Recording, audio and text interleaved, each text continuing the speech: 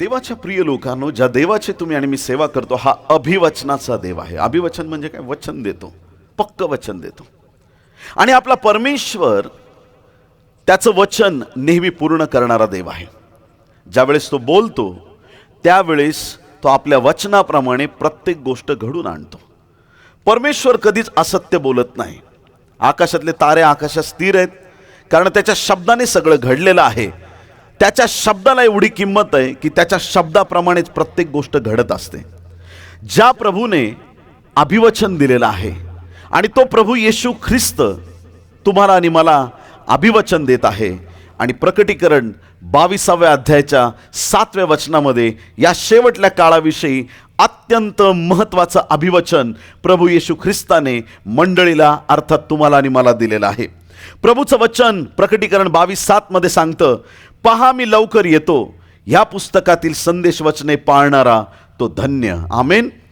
प्रभूचं अभिवचन आहे की तो लवकर येत आहे. येशू ख्रिस्त लवकर येणार आहे. त्याच्या मंडळीला, त्याच्या लोकांना घेण्यासाठी येशू येत आहे. देवाच्या प्रिय लोकांनो, बऱ्याच वर्षांपासून हा संदेश सांगितला जातो आणि हा संदेश या प्रकारे सांगितला जातो, येशू लवकर येत आहे. परंतु आज एक गोष्ट आम्हाला प्राकर्षाने कळाली पाहिजे की तो कधी येऊ शकतो किंवा कोणत्या घटकेस येऊ शकतो. जरी तो वेळ समय आम्हाला दिलेला नसला तरी परमेश्वराने आम्हाला एक चिन्ह दिलेलं आहे. ज्या प्रकारे बरोबर ऋतू कोणते होतात, कोणत्या ऋतूमध्ये कोणती फळं येतात, तुम्हाला वातावरणावरून अनेक गोष्टी लक्षात येतात. आणि शेवटच्या काळाची चिन्ह परमेश्वराने त्याच्या वचनामध्ये दिली आहेत. अंजिराच्या झाडाला पाने फुटू लागली की मग कोणता ऋतू येतो आणि काय घडतं, त्याप्रमाणे जसं आम्हाला कळतं तसं शेवटच्या काळाची चिन्ह ज्यावेळेस तुम्हाला दिसू लागतील, समजून घ्या येशू ख्रिस्ताचं येणं समीप आलेलं आहे. आत्ताची सध्याची जगातली परिस्थिती पाहता आता येशू लवकर येत आहे ह्या संदेशापेक्षा आता आम्हाला शब्दामध्ये आता काहीतरी विशेष रीतीनं बदल करणं गरजेचं आहे. पुरातन काळापासून लोक म्हणतायत येशू लवकर येत आहे, पण आता एक गोष्ट आम्हाला कळाली पाहिजे, लवकर शब्द काढून आता आम्हाला हे म्हटलं पाहिजे येशू येत आहे. किती लोक आमेन म्हणतील? आता विलंब लागणार नाही, आता उशीर लागणार नाही, त्याचं येणं कोणत्याही क्षणी होईल प्रियांनो. कारण प्रभूने स्वतः हे अभिवचन दिलेलं आहे. पवित्र शास्त्रामध्ये अनेक अभिवचनं बायबलमध्ये आपल्याला पाहायला मिळतात. बायबलमध्ये 80% भविष्यवाण्या आहेत आणि खूप लोक बायबलला एक भविष्यवाणीचं पुस्तक म्हणून पाहतात. काय झालं, काय घडलं आणि काय होणार आहे या सर्व काळांविषयीच्या तंतोतंत भविष्यवाण्या पवित्र शास्त्रामध्ये नमूद करण्यात आल्या आहेत. आणि येशू ख्रिस्त त्याच्या बोलण्यातून सुद्धा अनेक वेळा भविष्यवाणीपर शब्द तो बोलायचा. अनेक भविष्यवाण्या आहेत, परंतु मंडळीसाठी 3 गोष्टींवरती लक्ष केंद्रित करणं अत्यंत गरजेचं आहे. येशूने केलेल्या शेवटल्या काळातल्या असंख्य भविष्यवाण्या आहेत, परंतु मंडळीने 3 गोष्टींवरती आपलं लक्ष केंद्रित करावं हे फार महत्त्वाचं आहे.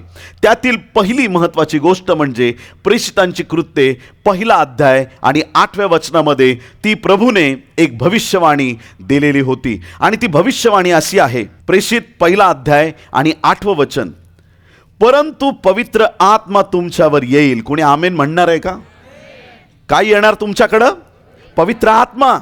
परंतु पवित्र आत्मा तुमच्यावर येईल तेव्हा तुम्हाला सामर्थ्य प्राप्त होईल आणि यरूशलेमेत, सर्व यहुदियात, शमरोनात व पृथ्वीच्या शेवटापर्यंत तुम्ही माझे साक्षी व्हाल. आमेन. परमेश्वराने येशू ख्रिस्ताच्या द्वारे पहिलं अभिवचन आमच्यासाठी आज दिलेलं आहे आणि ते अभिवचन शिष्यांसाठी, मंडळीसाठी, देवाच्या लोकांसाठी देण्यात आलं आहे. आणि त्या अभिवचनात परमेश्वराने स्पष्ट सांगितलं, पवित्र आत्मा तुमच्यावर येईल आणि तुम्हाला सामर्थ्य प्राप्त होईल. आमेन. हालेलुया. पवित्र आत्मा माणसाला कसा काय मिळू शकतो? मनुष्य अपवित्र आहे, मनुष्य पापी आहे, मनुष्याचं जीवन पापाने बरबटलेला आहे.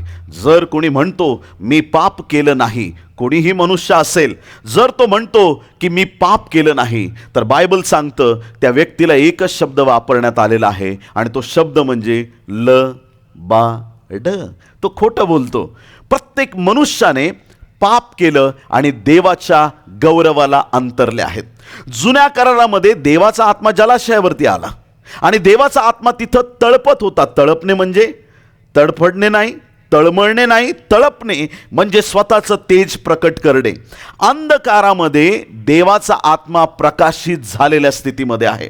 देवाचा आत्मा सामर्थ्याने आहे. पुढं परमेश्वराचा हाच आत्मा आपल्याला देवाच्या गौरवार्थ त्या जळत्या झुडपामध्ये मोशेसाठी उतरताना आपण पाहतो. देवाचा अग्नी तिथं आहे आणि तिथून देवबाप मोशेशी वार्तालाप करत आहे.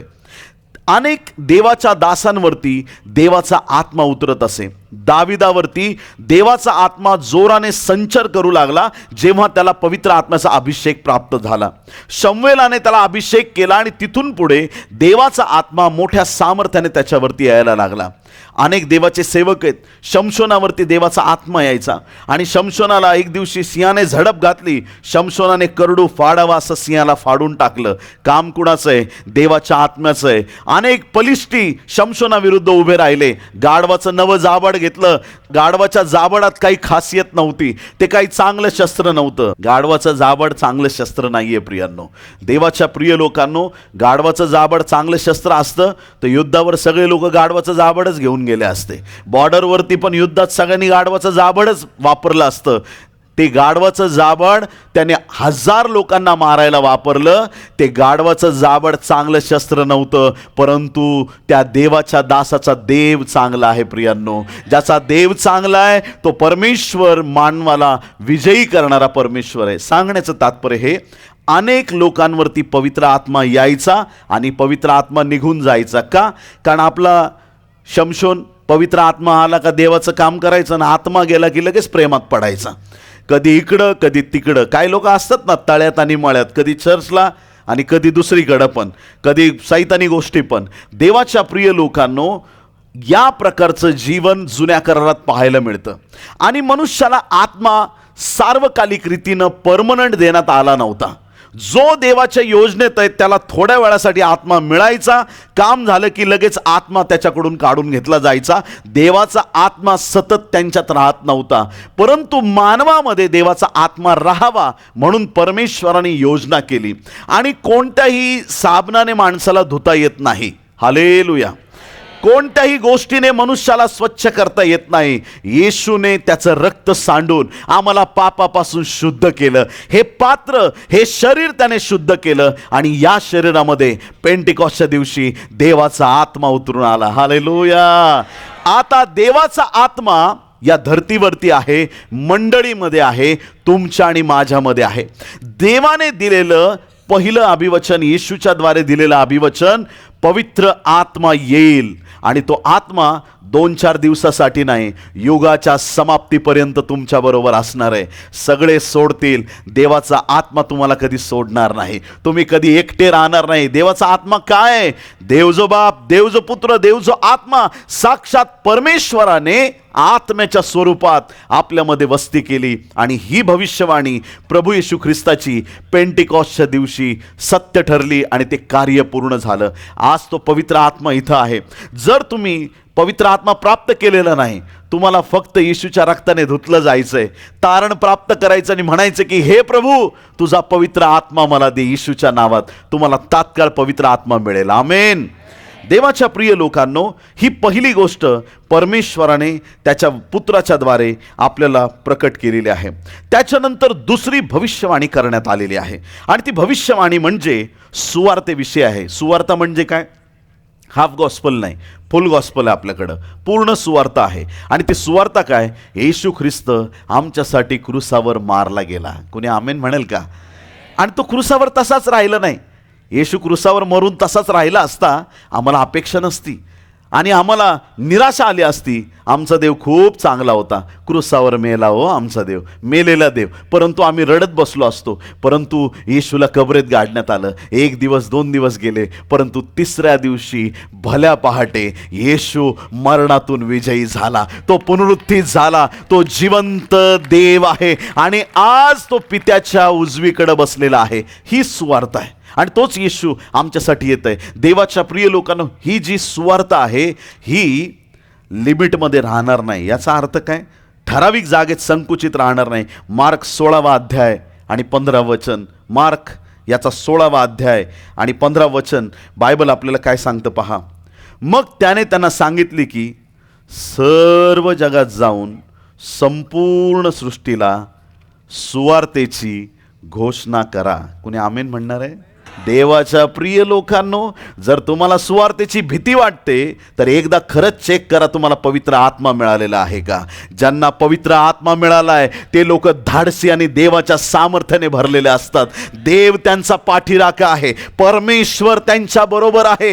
त्यांच्याद्वारे देवाचं काम होणं थांबू शकत नाही, कारण हा अभिषेक स्वर्गाकडून आला आहे. हा आशीर्वाद देवाकडून आला आहे. आज्ञा कुणाची आहे? आज्ञा पास्टरची नाही, आज्ञा एखाद्या माणसाची नाही, आज्ञा प्रभू येशू ख्रिस्ताची आहे. संपूर्ण सृष्टीला सुवार्तेची घोषणा करा. आमेन.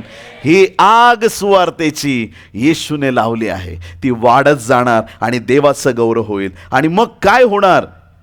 रोमकरास पत्र 14वा अध्याय 11वं वचन, रोमन चॅप्टर 14 वर्स 11, रोम 14:11. कारण शास्त्रात असे लिहिले आहे की प्रभू म्हणतो, ज्या अर्थी मी जिवंत आहे त्या अर्थी माझ्या पुढे प्रत्येक गुडघा टेकेल व प्रत्येक जिव्हा देवाचे स्तवन करेल. आमेन. फिलिपी 2:9-11 वचनं, त्याच प्रकारची वचनं दिलेली आहेत. फिलिपेकरास पत्र 2रा अध्याय 9-11 वचनं. ह्यामुळे देवाने त्याला अत्युच्च केले. कुणाला? येशूला अति उंच केलं, सगळ्यात श्रेष्ठ नाव त्याला दिलं. ह्यामुळे देवाने त्याला अत्युच्च केले आणि सर्व नावांपेक्षा जे श्रेष्ठ नाव ते त्याला दिले. येशूचं नाव सगळ्यात श्रेष्ठ नाव आहे. ह्यात हेतू हा की स्वर्गात, सगळ्यांनी म्हणा स्वर्गात, स्वर्गात, मोठ्या आवाजात, स्वर्गात, पृथ्वीवर, पृथ्वी खाली, प्रत्येक गुडघा येशूच्या नावाने टेकला जावा. कोणी आमेन म्हणेल का? देवाच्या प्रिय लोकांनो, हे वचन विकास कांबळे पास्टरनी घरून लिहून नाही आणलंय, हे तुमच्या बायबलमध्ये लिहिलंय. 11 वचन सांगतं, आणि देव पित्याच्या गौरवासाठी प्रत्येक जिभेने येशू ख्रिस्त हा प्रभू आहे असे कबूल करावे. या शेवटल्या काळामध्ये प्रत्येक गुडघा टेकला जाणार आहे. कोणी आमेन म्हणणार आहे का? हालेलुया. पहिलं अभिवचन, पवित्र आत्मा मिळेल. दुसरं अभिवचन, प्रत्येक गुडघा टेकला जाईल आणि प्रत्येक जिव्हा कबूल करेल, येशू ख्रिस्त हा प्रभू आहे. आमेन. शेवटल्या काळात सुवार्तेला अटकाव होऊ शकत नाही. देवाचं काम आहे, ते देवाचं काम होतच राहणार. कोणी आमेन म्हणणार आहे का? ज्या ज्या वेळेस, असं कुणीतरी म्हटलेलं आहे, ज्या ज्या वेळेस अडचणी वाढल्या त्या त्यावेळेस देवाचं गौरव वाढलेलं आहे. तुम्हाला आध्यात्मिक जीवनामध्ये अडचणी येत आहेत, तुमच्या प्रार्थना जीवनामध्ये अडचणी येत आहेत, ह्या शेवटच्या काळात अडचणी दिसत आहेत, पण त्याबरोबर लक्षात ठेवा की पवित्र आत्मा आम्हाला सोडून गेलेला नाही. पवित्र आत्मा आमच्याबरोबर आहे आणि सुवार्ता प्रसार तर होणारच. किती लोक आमेन म्हणतील? येशूचं नाव उंच होणारच, येशूचं कार्य होणारच, येशूचं गौरव होणारच आणि ते कार्य होईलच असं प्रभू येशू ख्रिस्ताने अभिवचन दिलेलं आहे. देवाच्या प्रिय लोकांना 2 अभिवचनं कळाली. एक तर पवित्र आत्मा आणि दुसरं अभिवचन म्हणजे जगात सुवार्ता सांगण्यात येईल. तिसरी महत्त्वाची भविष्यवाणी येशू ख्रिस्ताने केलेली आहे. तेच वचन 22 आणि 7 प्रकटीकरणाचं परत एकदा वाचतो. पहा मी लवकर येतो. या पुस्तकातील संदेश वचने पाळणारा तो धन्य. येशू लवकर येत आहे, पण तो कसा येणार आहे? प्रकटीकरण 1 अध्याय आणि 7वं वचन. आमेन. प्रकटीकरण 1:7. पहा तो मेघासहित येतो. कसा येतो? आधी कसा आला? गायीच्या गोठ्यामध्ये जन्म घेतला, मरियेच्या द्वारे आला. पण आता तो मेघासहित येणार आहे. किती लोक आमेन म्हणणार आहेत? मेघावरती आरूढ होऊन येईल. पहा, तो मेघासहित येतो. प्रत्येक डोळा त्याला पाहिल. ज्यांनी त्याला भोसकले तेही पाहतील आणि पृथ्वीवरील सर्व वंश त्याच्यामुळे ऊर बडवून घेतील. असेच होणार. आमेन. वा, किती सुंदर वचन आहे. पहा, तो मेघासहित येतो. मेघासहित येतो. मेघावरती आरूढ होऊन येशू ख्रिस्त येत आहे. प्रियांनो, खूप सामर्थ्यानिशी येत आहे.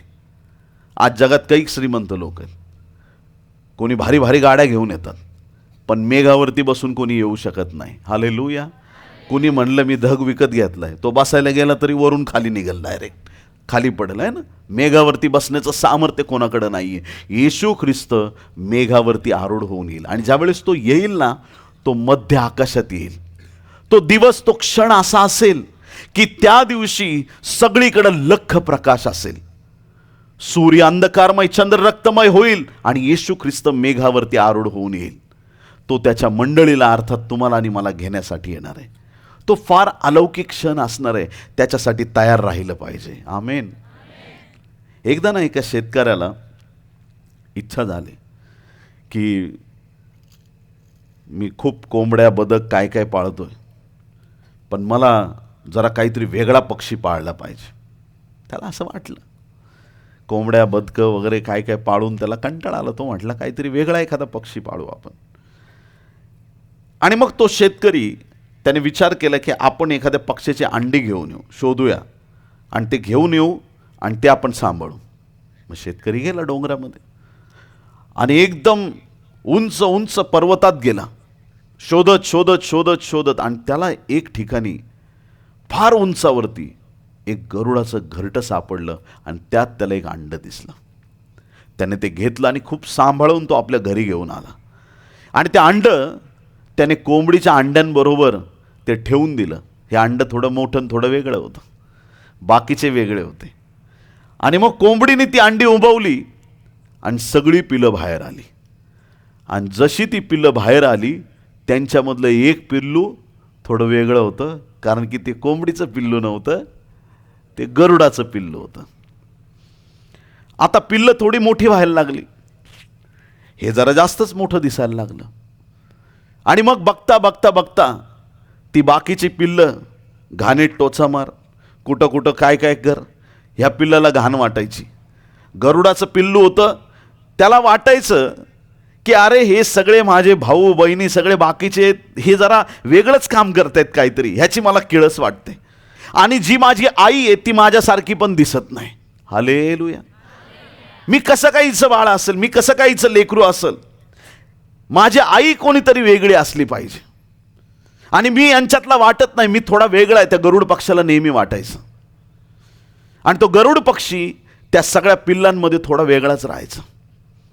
त्याला बाकीच्यांसारख्या गोष्टी आवडत नव्हत्या. त्याचे पंख असे स्ट्रॉंग व्हायला लागले, मजबूत, त्याची वाढ व्हायला लागली, मजबूत पंख व्हायला लागले. कोंबडीचे पिल्लं नुसते पायाने इकडं तिकडंच पळायचे, पण त्याला असं वाटायचं की मी एक दिवस उंच भरारी मारावी, कारण त्याला माहीत होतं माझ्या पंखात ताकद यायला लागली. मग ते पिल्लू नेहमी आकाशाकडे बघायचं. आणि ते पिल्लू विचार करतंय की मी यांच्यातला नाहीये, ही पण माझी आई नाहीये, कारण मी यांच्यासारखा दिसत नाहीये. हे लोकांना फक्त खाली टोचा मारायला आवडतात, मला आकाशात भरारी मारायची आहे. आणि ते पिल्लू आकाशाकडे पाहतंय आणि एक गरुड पक्षी आकाशामध्ये घिरट्या मारताना त्याला दिसली. आणि त्याने बघितलं की हीच माझी आई असू शकते, कारण ती पण माझ्यासारखी दिसते. कोणी आमेन म्हणणार आहे का? त्याने आवाज द्यायला सुरुवात केली. आणि त्या गरुड पक्षिणीला कळालं की माझं जे अंड हरवलं होतं ते माझं पिल्लू मला सापडलंय, मला असं वाटतंय. ती पक्षीण जवळ येते. या पिल्लाची पूर्ण नितांत श्रद्धा झाली की हीच माझी आई असणार आहे. त्या पिल्लाने आपली सगळी शक्ती आपल्या पंखात एकवटली आणि त्या आईने जसजसं ते गरुड पक्षीण खाली येत होती, या पिल्लाने त्या आईच्या दिशेने अशी भरारी मारली की आईबरोबर आकाशात ते पिल्लू निघून गेलं. किती लोक आमेन म्हणणार आहेत? आम्ही या जगात टोचा मारणारे लोक नाही. आमचा प्रभू तिकडून येणार आहे आणि आम्ही तिकडं निघून जाणार आहे. कोणी आमेन म्हणणार आहेत? हालेलुया. आम्ही जगाचे नाही, आम्ही स्वर्गाचे लोक आहोत, आम्ही जगाचे नाही, आम्ही देवाचे लोक आहोत. देवाने आम्हाला निवडून वेगळं केलेलं आहे. तुम्हाला जगात असताना घृणा वाटेल, अरे किती पाप या जगात वाढलंय, किती वाईट गोष्टी वाढल्यात. आम्ही जगात आहोत पण जगाचे नाही. कुणी आमेन म्हणेल का? ह्या जगावरती प्रभूने विजय मिळवलाय आणि आपलं स्थान पण जगाच्या वर राहिलं पाहिजे. आम्हाला जगाशी समरूप व्हायचं नाही. आपण देवाची लेकरं आहोत. आमच्या जीवनातून ख्रिस्ताची झलक जगाला दिसली पाहिजे. आमच्यामधून येशूचं प्रेम जगाला दिसलं पाहिजे. आमच्यामधून पवित्र आत्म्याचं सामर्थ्य जगाला दिसलं पाहिजे. आमच्यातला वेगळेपणा आम्हाला समजला पाहिजे. आम्हाला पाप करण्यासाठी पाचारण नाही, आम्हाला पवित्र राहण्यासाठी पाचारण आहे. आम्हाला देवाचे गुण प्रदर्शित करण्यासाठी पाचारण आहे. आणि आम्हाला ज्यांना वाटतं की प्रभू मी या जगाचा नाही, मी तुझा आहे, तुम्हाला लवकरच प्रभू उचलून घेऊन जाणार आहे. Hallelujah, praise the lord. गरुडाची पिलं आहोत, भरारी मारल्याशिवाय राहणार नाही. हालेलुया, मंडळी उचलली जाणार आहे. बोलो येशू मसीह की.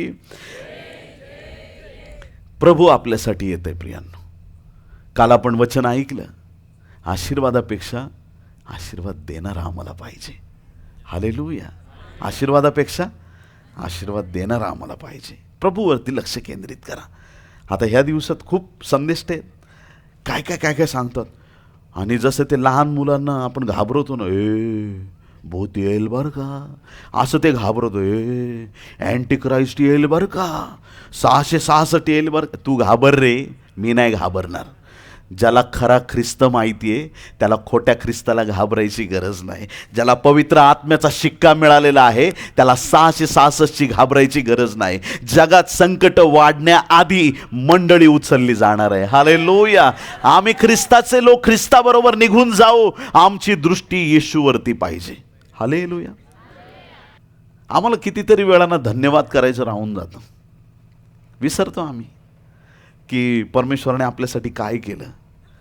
मीटिंगच्या आदल्या दिवशी वातावरण खराब होतं. तुम्हाला माहिती आहे की नाही मला माहीत नाही वातावरण, पण 3 दिवस कसं वातावरण दिलं देवाने. किती धन्यवाद दिले पाहिजेत देवाचे, किती आभार मानले पाहिजेत, किती परमेश्वर कृपाळू आहे. त्याचं नियंत्रण आहे प्रत्येक गोष्टीवरती. कोणी आमेन म्हणणार आहे का? त्याच्या हस्तक्षेपाशिवाय काही होत नाही. किती गोष्टी आमच्यासाठी करतो आणि आम्ही विसरतो ना. आम्ही इतके भारी लोक आहेत, फोन कानाला लावून बोलता बोलता अख्ख्या घरात फोन शोधणारे लोक आहेत आपण. फोन हरवलाय सापडत नाही, फोन कानाला. लाईट गेली का बेल वाजवत बसतील, लाईट गेली का पंख्याचे बटणं दाबून बघतील.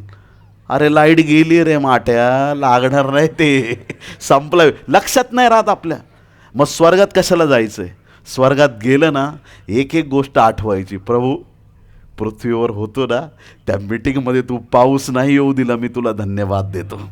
सगळीकडे वादळ होतं पण तेव्हा तू आमच्यावर कृपा केली, तुला धन्यवाद. प्रभू मी वाईट मार्गाला चाललो होतो, मला तिकडून आणलं. तुम्ही रात्रंदिवस त्याची आराधना करत राहाल. हालेलुया. एक एक गोष्ट आठवून देवाला धन्यवाद देत राहाल आणि खूप मोठं देवाचं गौरव त्याच्यातून प्रकट होईल. देवाच्या प्रिय लोकांनो, येशू येतं हे तिसरं त्याचं महत्त्वाचं अभिवचन पूर्ण होणं बाकी आहे प्रियांनो. लवकरच तो येईल.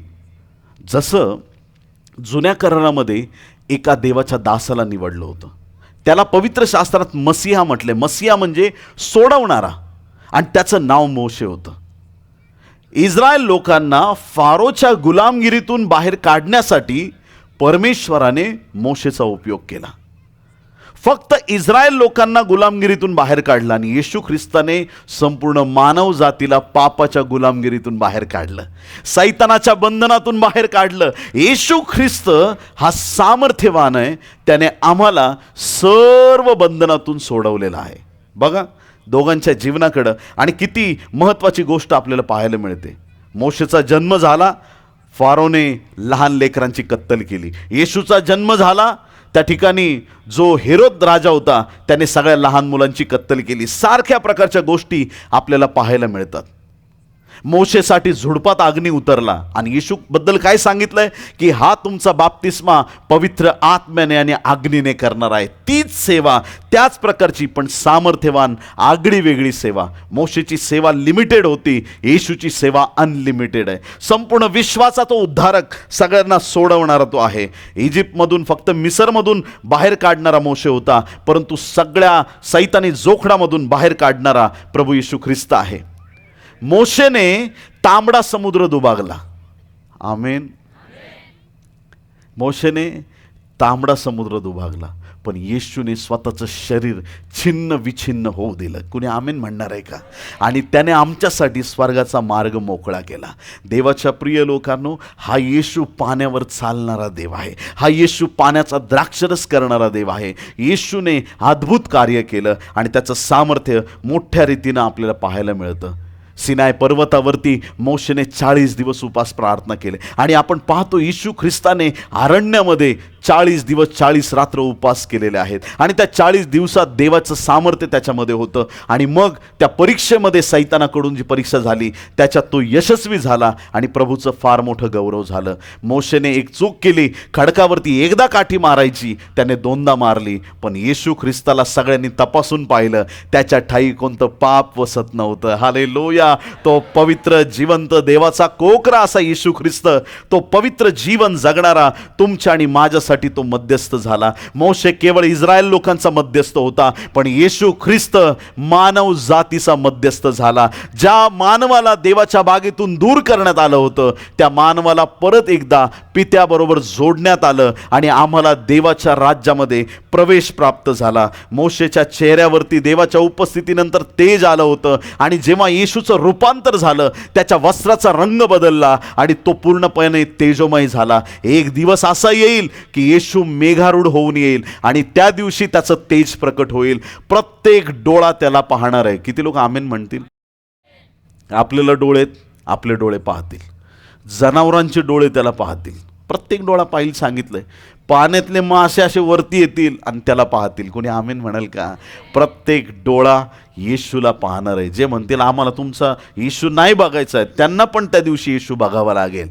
ज्या प्रकारे इस्रायल लोकांनी नेहमीच येशूला जसं नाकारलेलं आहे, यहुदी लोक येशूला नाकारायचे, त्या प्रकारे हे इस्रायल लोक पूर्वी मोशेला सुद्धा नाकारत होते. तीच स्थिती आज जगामध्ये आपल्याला पाहायला मिळत आहे. वलांडणाची सुरुवात मोशेने केली, वलांडणाचा शेवट येशू ख्रिस्ताने वधस्तंभावर केला आहे. हालेलुया. कारण तो स्वतः वलांडणाचा तो यज्ञ पशु आहे. मोशेचा हुद्दा एक सेवकाचा होता, येशूचा हुद्दा तो देवाचा पुत्र आहे. हालेलुया. येशूचा हुद्दा मोठा आहे. आणि सगळ्यात मोठी शेवटची महत्त्वाची गोष्ट, मोशे नियम घेऊन आला आणि येशू देवाची कृपा घेऊन आला. हालेलुया. काय फरक आहे दोन्हीमध्ये? जुन्या करारात नुसते नियम होते, असं कर तसं होईल, हा नियम पाळ, तो नियम पाळ, आणि एक पण व्यक्ती योग्यतेचा नव्हता की त्याने सगळे नियम पाळावेत. येशू ख्रिस्ताने नियमशास्त्र पूर्ण केलं आणि आमच्यासाठी कृपा घेऊन आला. आज आम्ही नियमांच्या अधीन नाही, आम्ही येशूच्या कृपेच्या अधीन आहोत. हालेलुया. बोलो येशू मसीह की. देवाच्या प्रिय लोकांनो, आमचं पाप प्रभूने वधस्तंभावर घेतलं, त्याची धार्मिकता आपल्याला दिली आणि त्यामुळं आमच्यावरती देवाची कृपा झालेली आहे, आमच्यावर देवाचा आशीर्वाद आला आहे. आमचं जीवन परमेश्वराने त्याच्या सामर्थ्याने भरलेलं आहे आणि त्याचं गौरव त्याने प्रकट केलं. आता जेव्हा प्रभू येशू ख्रिस्त येईल, त्याच्याबरोबर स्वर्गाला कोण जाणार आहे? प्रत्येकाला वाटतं मी जावं. आता एक लिस्ट वाचणार आहे, कोण कोण जाणार नाही. त्याच्यात तुमचं नाव आलं तर समजून घ्या. हालेलुया. बघा बायबल काय सांगते. 1 कोरिंथ 6:9-11. अनीतिमान माणसांना देवाच्या राज्याचे वतन मिळणार नाही, हे तुम्हाला ठाऊक नाही काय? फसू नका. कोण कोण जाणार नाही ऐका. जारकर्मी, मूर्तीपूजक, व्याभिचारी, स्त्रीसारखा संभोग देणारे, पुरुष संभोग घेणारे, चोरी, लोभी, मद्यपी, चहाड, वित्तहरण करणारे, यांना देवाच्या राज्याचे वतन मिळणार नाही. आणि तुमच्यापैकी कित्येक तसे होते, तरी तुम्ही प्रभू येशू ख्रिस्ताच्या नावात व आपल्या देवाच्या आत्म्यात धुतलेले, पवित्र केलेले व नीतिमान ठरवलेले असे झालात. आणखीन एक लिस्ट दिली गलतीच्या 5व्या अध्यायाच्या 19 ते 21 वचनामध्ये. देहाची कर्मे तर उघड आहेत, देहाच्या अधीन जे आहेत त्यांना स्वर्ग नाही. जार कर्म, अशुद्धपणा, कामातुरपणा, मूर्तीपूजा, चेटके, वैर, कलह, मत्सर, राग, तट, फुटी, पक्षभेद, हेवा, खून, दारूबाजी, रंगेलपणा आणि अशा इतर गोष्टी, याविषयी मी तुम्हाला पूर्वी जे सांगून ठेवले होते तेच आता सांगून ठेवतो की अशी कर्मे करणाऱ्यांना देवाच्या राज्याचे वतन मिळणार नाही. ज्यांना चालतं त्यांना करू द्या, पण ही कामं देवाच्या लोकांना, ख्रिस्ती लोकांना चालत नाहीत. कोणी आमेन म्हणणार आहे का? सगळ्या प्रकारच्या अनितीपासून स्वतःला सांभाळणारे आणि जे येशूच्या रक्ताने धुतले गेले आहेत त्यांनाच स्वर्ग राज्यामध्ये प्रवेश मिळणार आहे. स्वर्ग हारलेल्या लोकांसाठी नाही. कोणी आमेन म्हणेल का? हारलेले लोक म्हणजे काय? दारू पीत होतो, मग येशूला स्वीकारलं, मग थोडी कमी प्यायला लागलो. हां, हालेलुया. मुलगा खूप चांगला आहे, फक्त शनिवारचीच पितो. स्वर्गाच्या राज्यात जाणार नाही. काही लोकांना वाटतं सगळे धार्मिक कामं केल्याने एक छोटं पाप केलं तर काय चालतंय, होऊन जाईल. नाही.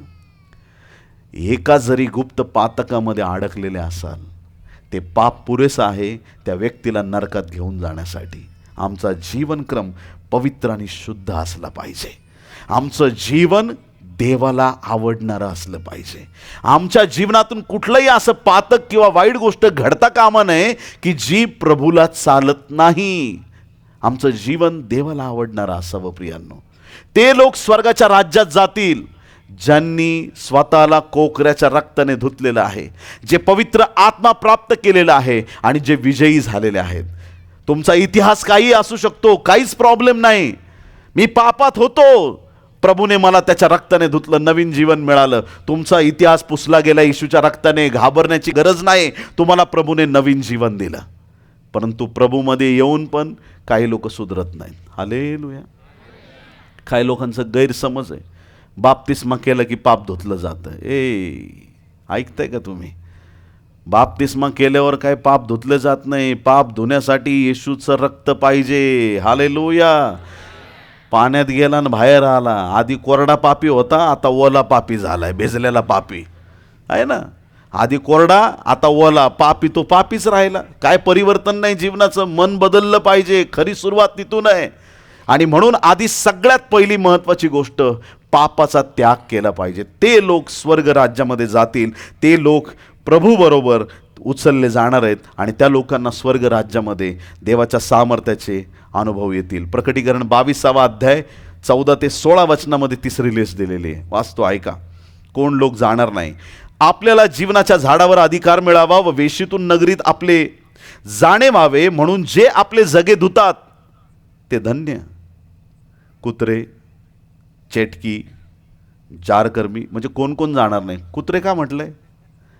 कुत्र्याची एक सवय असते, खायचं, वकायचं आणि परत खायचं, आहे ना. असे घाणेरडे केळसवाने प्रकार आहेत काहीतरी. काही लोक सुधारल्यानंतर परत जुन्या जीवनाकडे जातात. दर मीटिंगला रूपांतर होऊ देतात. दर मीटिंगला रडतील, आज माझा खरा पश्चाताप झालाय, आज माझं जीवन बदललंय, आणि परत दुसऱ्या दिवसापासून तेच काम. काही लोकांनी ठरवलेलं असतं त्यांना नरकातच जायचंय आणि त्यांना सुधरवण्यात चांगले लोक नरकाच्या मार्गावर चाललेत. दुसऱ्याला सुधरवण्यामध्ये काही लोकांच्या जीवनात अडचणी येत आहेत. तुमचं काम फक्त सांगणं आहे. तुमचं काम फक्त दुसऱ्यांना चांगला रस्ता दाखवणं आहे. त्या चांगला रस्ता दाखवताना तुम्ही वाईट मार्गात जायची गरज नाही. कोणी आमेन म्हणणार आहे का? मी दारू पित नाही, मी नुसता चकना खातो. चकना होशील तू एक दिवशी. तुझे डोळे इकडचे तिकडे जातील सगळे. देवाच्या प्रिय लोकांनो, त्यांच्या वाऱ्याला उभं राहू नका. बायबल सांगतं तुमचं तारण घट्ट धरून ठेवा. जे प्रभूने दिलंय त्याच्या स्थिर व्हा आणि जगाच्या कल्याणासाठी नेहमी परिश्रम करत राहा. पण तुमचं तारण हरवता कामा नये. काही लोकांना माझं म्हणणं पटत नाही, पण मी पटवून देण्यासाठी आलोय. कान उघडे ठेवून ऐका. 10 कुमारीचा दाखला आपण ऐकला. 5 कुमारी शहाण्या होत्या. मूर्ख कुमारींनी तेल मागितलं. आपला जे ख्रिस्ताची शिकवण आहे, दया करायची शिकवण आहे, ह्या 5 कुमारींनी का नाही दया केली? आपलं तेल द्यायचं ना त्यांना. दिलं का? नाही. मूर्खपणा झाला असता जर त्यांनी आपलं तेल दिलं असतं तर. आम्हाला दया कधी करायची ते कळालं पाहिजे आणि आमचं तारण टिकवून धरणं हे जास्त महत्वाचं आहे. कुणी आमेन म्हणेल का? काहीही हो, आपल्या तारणाला घट्ट धरून राहा. आपल्या जीवनाचा नाश होऊ देऊ नका, आपलं पतन होऊ देऊ नका. आपल्या स्वतःची एक विशेष अशी जीवनशैली तयार करा. प्रभूच्या सानिध्यामध्ये टिकून राहा. प्रभू येईल तेव्हा त्याच्याबरोबर जाण्यासाठी आम्ही तयार असलं पाहिजे. कुत्रे, चेटकी, जारकर्मी, खून करणारे, मूर्तीपूजक, लबाडीची आवड धरणारे व लबाडी करणारे सर्व लोक बाहेर राहतील. या गोष्टीविषयी तुम्हाला साक्ष देण्याकरिता मी येशूने आपल्या दूताला मंडळांकरता पाठवले आहे. मी दाविदाचा अंकुर आहे व त्याचे संतानही. मी पहाटचा तेजस्वी तारा आहे. आमेन. आम्हाला आशा दिलेली आहे. सर्व प्रकारच्या पातकापासून आम्हाला वेगळं व्हायचं आहे. स्वर्गात कोण जाणार? निवडलेले लोक जाणार आहेत. रोमकरासपत्र 8 अध्याय 33 वचन, रोम 8:33. देवाच्या निवडलेल्या लोकांवर दोषारोप कोण ठेवील? देवच नीतिमान ठरवणार आहे. देवाचे निवडलेले लोक देवाने वेगळे केलेले आहेत. ज्यावेळेस देवबापाने प्रीती केली, योहान 3:16 मध्ये सांगितलंय, कोणावर प्रीती केली? संपूर्ण जगावर. देवाने जगावर एवढी प्रीती केली, आपला एकुलता एक पुत्र दिला. ज्यावेळेस देव प्रीती करतो, अख्ख्या जगावर प्रीती करतो, पण जेव्हा येईल अख्ख्या जगाला घेऊन जाण्यासाठी येणार नाही. प्रीती करताना सगळ्यांसाठी प्रीती आहे, पण उचलले जाताना फक्त मंडळी उचलली जाणार आहे. हालेलुया. सगळे लोक देवाच्या प्रीतीचा अनुभव घेतील, पण उचलले ते जातील ज्यांनी देवावर प्रीती केली आहे. ज्यांनी देवासाठी वाईट गोष्टींचा त्याग केलाय, तेच लोक उचलले जाणार आहेत. आणि म्हणून निवडलेले लोक कोण आहेत? देवाच्या प्रिय लोकांनो. काही लोकांना वाटतं इस्रायल लोक फक्त निवडलेले आहेत. नाही. आज वचन काय सांगतं पहा. रोमकरासपत्र 11 अध्याय आणि 7 वचन. इस्रायल राष्ट्र इथंच राहणार आहे. कान उघडे ठेवून ऐका. रोमकरासपत्र 11 अध्याय आणि 7 वचन. तर मग काय? जे मिळवण्यासाठी इस्रायल जोराचा प्रयत्न करत आहे ते त्याला मिळाले नाही, पण निवडलेल्या लोकांना मिळाले आणि बाकीचे कोडगे झाले. इस्रायल लोकांनी प्रयत्न केला, नाही मिळालं, परंतु ते आम्हाला का मिळालं? कारण आजही इस्रायल लोक येशूच्या रक्तावर विश्वास ठेवत नाही, येशूला ख्रिस्त मानत नाही. आजही ते येशूचं नाव घेत नाही. ते अजूनही यहोवाचेच भक्त आहेत, फक्त यहोवाचं नाव घेतात. येशू देवाचा पुत्र जगात आला, त्याच्यावर त्यांचा भरोसा नाही. परंतु तुम्ही आणि मी येशूवर विश्वास ठेवलेला आहे. रॅप्चर आमच्यासाठी आहे. स्वर्गामध्ये जाण्याचा अधिकार आमच्याकडे आहे. आणि देवाने त्याच्या लोकांना, त्याच्या मंडळीला निवडलेला आहे. ते आशीर्वाद देवाने आमच्यासाठी राखून ठेवले आहेत. हालेलुया. देवाच्या प्रिय लोकांनो, कोण स्वर्गात जाणार याचे 2 टप्पे देवाने निश्चित केलेत. किती टप्पे? 2 टप्प्यामध्ये रॅप्चर होणार. येशू ख्रिस्त येईल आणि येशू ख्रिस्त आल्याच्या नंतर तो जमिनीवर पाय ठेवणार नाही, तो मध्य आकाशात येईल. दिव्य दूतांना, संत गणांना घेऊन येईल. इतका लख प्रकाश असेल, अशी रात्रीची वेळ असली तरी आकाशात लख प्रकाश त्यावेळेस असेल. इतका प्रकाश असेल, इतका प्रकाश असेल की सूर्य पण अंधकारमय झालेला दिसेल. ज्यावेळेस घरामध्ये 2 प्रकारचे बल्ब असतात, एक 0 बल्ब असतो आणि त्याच्या बाजूला जर दुसरा मोठा बल्ब लावला, 0 बल्ब चालू आहे का बंद करणार नाही. ज्याची पॉवर कमी आहे तो चालू आहे की बंद करणार नाही, पण दुसरा जो जास्त पॉवरचा आहे त्याचाच उजेड दिसेल. असंच घडेल. सूर्याचा प्रकाश असेल, पण त्याच्यापेक्षा मोठा प्रकाश घेऊन येशू ख्रिस्त येईल. हालेलुया. हा स्वर्गाचा प्रकाश, देवाचा प्रकाश येईल आणि सगळं जग जे आहे ते लख प्रकाशाने भरून जाईल. सगळे लोक रस्त्यावर येतील.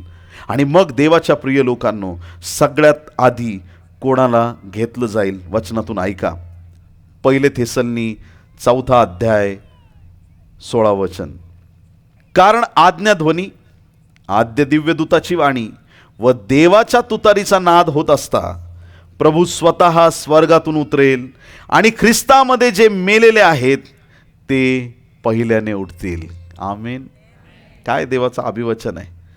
किती सुंदर वचन आहे की जे देवामध्ये मरण पावलेत, ख्रिस्तात झोपी गेलेले आहेत, ते उठवले जातील. आमच्या आजी आजोबा, जे प्रभूमध्ये मानणारे देवाचे सेवकगण, कोविड काळात महाराष्ट्राने 400 पेक्षा जास्त देवाचे महान अभिषिक्त सेवक गमावलेले आहेत. देवाच्या प्रिय लोकांनो, अनेक जे आपले पूर्वज प्रभूमध्ये विसावा पावलेत ते उठवले जातील प्रियांनो. आमेन. मेलेले मुर्दे प्रभूमध्ये जे विसावा पावलेत ते पहिल्याने उठवले जातील, ते वर घेतले जातील. त्यांच्या आघाडीस आम्ही जाणार नाही असं बायबल सांगतं.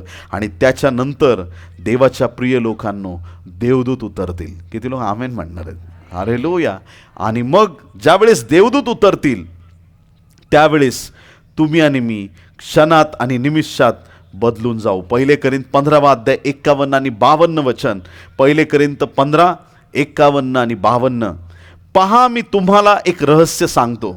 आपण सर्वच महानिद्रा घेणार नाही, तरी आपण सर्वजण बदलून जाऊ. आपण बदलून जाऊ म्हणजे हे शरीर बदलून जाईल.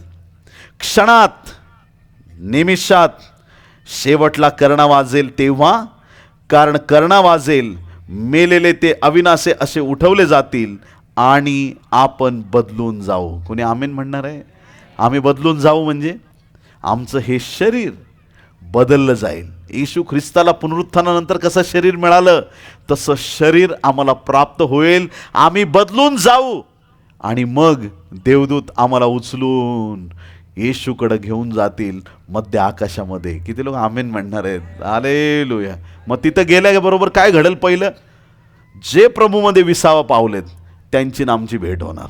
आजोबा कसे काय बरे? आजोबा म्हणतील, काय रे तू माझ्या मैतीला आला नाही, है ना? हालेलुया. देवाच्या प्रिय लोकांनो, तुमच्या प्रियजनांना तुम्ही ओळखाल. आणि जे लोक, एखादा व्यक्ती गेल्यानंतर खूप निराशेमध्ये जातात, हा संदेश त्यांच्यासाठी आहे. भिवू नका, घाबरू नका. जे लोक जग सोडून गेलेत आणि जे विश्वासणारे आहेत त्यांची आणि तुमची परत लवकर भेट होणार आहे. हालेलुया. जे प्रभूमध्ये विसावा पावलेत ते धन्य आहेत, कारण ते उठवले जातील. त्यांची आणि आमची भेट होईल. एक मोठा आनंद मेघावरती होईल आणि आपण सगळे येशूला सामोरे एकत्रित जाणार. आणि ही मंडळी स्वर्गामध्ये घेतली जाईल आणि 7 वर्ष स्वर्गामध्ये फार मोठी मेजवानी केली जाईल. किती लोक आमेन म्हणणार आहे? हालेलुया. देवाच्या प्रिय लोकांनो, या शेवटच्या काळामध्ये परमेश्वर अद्भुत काम करणार आहे. ज्यावेळेस देवाने इस्रायल लोकांना फारोच्या तावडीतून बाहेर काढलं, परमेश्वराने त्यांना जसं त्या गुलामगिरीतून बाहेर काढलं, किती देवाची अलौकिक योजना झाली की जसे ते त्या गुलामगिरीतून बाहेर आले ते सहज आले नाहीत. देवाला खूप चमत्कार करावे लागले. फारोच्या मांत्रिकांना कळालं की मोशेचा देव जिवंत परमेश्वर आहे. फारोच्या सगळ्या सैन्याला कळालं मोशेचा देव जिवंत देव आहे. स्वतः फारोला कळालं मोशेचा देव जिवंत देव आहे. अख्ख्या मिसर देशाला समजलं की ह्याचा देव जिवंत आहे.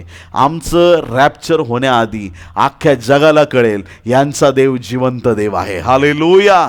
बोलो येशू मसीह की. सगळ्यांना समजणार, देव तुम्हाला वेगळं करणार. प्रियांनो, सगळ्या विश्वाला कळेल तुमच्याकडं देवाचं सामर्थ्य आहे. ज्यावेळेस रात्रीच्या समयी अख्ख्या सगळ्या मिसरमधल्या घरांमध्ये मृत्यू आला, फक्त ते लोक वाचले ज्यांच्या दाराच्या कपाळपट्टीवरती कोकराचं रक्त होतं. वलांडणाचा कोकरा, त्याचं रक्त ज्या दाराच्या कपाळपट्टीवर लावलं होतं ते सगळे परिवार सुरक्षित राहिले. असं ज्यांच्याकडे येशूचं रक्त आहे ते सगळे सुरक्षित आहेत. हालेलुया. आम्ही सुरक्षित आहोत आणि आम्हाला मरणाचा अनुभव येणार नाही. परमेश्वराने आम्हाला जगातून वेगळं केलेलं आहे आणि म्हणून आम्ही प्रभूसाठी नेहमी तयार असलं पाहिजे. काही लोक म्हणतात जगावर आता खूप मोठी संकट येतील आणि संकटांना सामोरं जावं लागेल, येशूला यायला अजून वेळ आहे. काही लोक म्हणतात. तुम्ही असं म्हणू नका. येशू कधीही येऊ शकतो. प्रियांनो, येशूचं येणं फार जवळ आहे. एक घर आहे, आग लागणार आहे त्या घराला, आणि तुमच्या हातामध्ये दिलंय माचीस घराला आग लावायला. तुमची लेकरं आतमध्ये, तुम्ही लेकरांना घरात ठेवून आग लावाल का बाहेर काढून आग लावाल? देवाच्या प्रिय लोकांनो, लेकरांना आधी बाहेर काढलं जाईल. जगामध्ये महासंकटाचा काळ येण्याआधी मंडळी उचलली जाईल. हालेलुया. पवित्र आत्म्याने भरलेले लोक उचलले जातील आणि मग जगावरती संकट येईल. खूप लोकांना वाटतं आता हे मोठं वॉर चालू झालंय, इराण, इस्रायल, अमेरिका, मोठं युद्ध चालू झालंय. रशियामध्ये आलं तर काय होईल, मग आता चायनामध्ये आलं तर काय होईल, हे मध्ये आलं तर काय होईल. तुम्ही त्याची काळजी करू नका. हालेलुया. जर पुढच्या महिन्यामध्ये जर हे महायुद्ध होणार आहे, तिसरं महायुद्ध, याच महिन्यात येशू ख्रिस्त येऊन आम्हाला घेऊन जाईल. हालेलुया. आम्हाला संकटांना घाबरण्याची गरज नाही. आम्ही ख्रिस्ताची वधू, ख्रिस्ताचे निवडलेले लोक आहोत. बोलो येशू मसीह की. देवाच्या प्रिय लोकांनो, येशू ख्रिस्ताने 3 अभिवचनं दिले. तुम्हाला पवित्र आत्मा देईल, संपूर्ण जगात सुवार्ता सांगितली जाईल, आणि 3रं अभिवचन, मी तुम्हाला घेण्यासाठी लवकर येत आहे. आपल्या जीवनाची आम्ही तयारी करणं गरजेचं आहे. आमचं जीवन प्रभूच्या सानिध्यात आम्ही समर्पित करणं गरजेचं आहे. आणि लक्षात ठेवा, प्रभू येशू निरंतर तुमच्या बरोबर आहे. किती लोक आमेन म्हणणार आहे? हालेलुया. देवाच्या प्रिय लोकांनो, शेवटल्या दिवसांमध्ये आपण आहोत. जसं विमान निघालं ना, ते हळूहळू निघतं. गाडी पण निघाली तर हळू निघते, नंतर स्पीड वाढत जातो. पूर्वीच्या काळापासून जसा स्पीड चाललेला आहे, आता शेवटच्या टप्प्यात, शेवटच्या दिवसात आम्ही आहोत. या शेवटच्या दिवसात एवढे चमत्कार घडतील की तसे चमत्कार इथून मागे कधीही कुठं घडले नसतील. हालेलुया. अद्भुत काम तुम्ही पाहाल.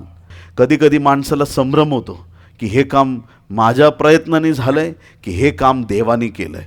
असं तुमच्याकडं कन्फ्युजन राहणार नाही. तुम्हाला प्रत्येक क्षणी जाणीव असेल की दुसरं तिसरं कोणी नाही, हे काम माझ्या येशूने सिद्ध केलेलं आहे. मला येशूने यशस्वी केलं आहे, मला येशूने बरं केलं आहे, आणि येशूशिवाय काहीच राहणार नाही. हालेलुया.